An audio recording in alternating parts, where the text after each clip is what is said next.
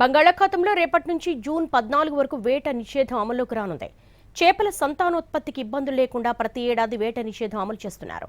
తూర్పు తీరంలో సముద్రంలో వేటపై ఆధారపడి వేలాది మత్స్యకార కుటుంబాలు జీవనం సాగిస్తున్నాయి. వేట నిషేధంతో మత్స్యకారులకు తీవ్ర ఇబ్బందులు కలగనున్నాయి. ఓ పక్క పశ్చిమాసియా యుద్ధం, మరోపక్క ధరలు లేక ఇప్పటికే దిగాలు పడుతున్న మత్స్యకారులు వేట నిషేధంతో 2 నెలలు ఉపాధి కోల్పోనున్నారు. తూర్పు తీరంలో చేపల వేట నిషేధం విధించింది కేంద్ర ప్రభుత్వం. రేపటి నుంచి నిషేధం అమల్లోకి రానుంది. ఒకదాని మీద ఒకటి దెబ్బ మీద దెబ్బ కొట్టడంతో ఏపీలో మత్స్య పరిశ్రమ తీవ్రంగా నష్టపోయింది. నిషేధంతో మెజార్టీ బోట్లు ఇప్పటికే జట్టేలకు పరిమితమయ్యాయి. మరికొన్ని రేపు అర్ధరాత్రి కల్లా ఒడ్డుకు చేరుకోనున్నాయి.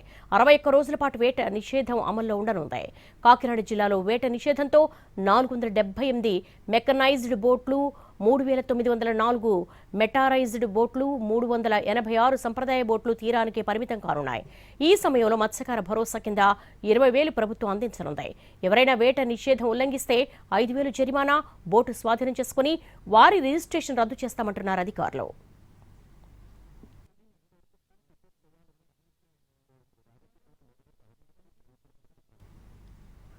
మత్స్యకారుల విషయంలో చంద్రబాబు నిర్లక్ష్యంగా వ్యవహరిస్తున్నారని ఫైర్ అయ్యారు మాజీ మంత్రి సీదిరి అప్పలరాజు.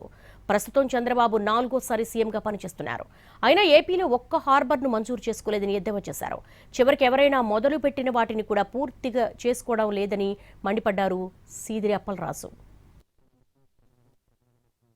ఫంక్షనల్ హార్బర్స్ రెండే ఓన్లీ 2 ఫంక్షనల్ హార్బర్స్. ఒకటి విశాఖపట్నంలో ఉన్నటువంటి హార్బర్, ఫిషింగ్ హార్బర్, 2 కాకినాడలో ఉన్నటువంటి ఫిషింగ్ హార్బర్. ఈ రెండే ఫంక్షనల్ హార్బర్స్ ఉన్నాయి. మరి ఆ సమయంలో చంద్రబాబు గారు 3 సార్లు ముఖ్యమంత్రిగా పనిచేశారు. ఇది 4వసారి ముఖ్యమంత్రి కాలం.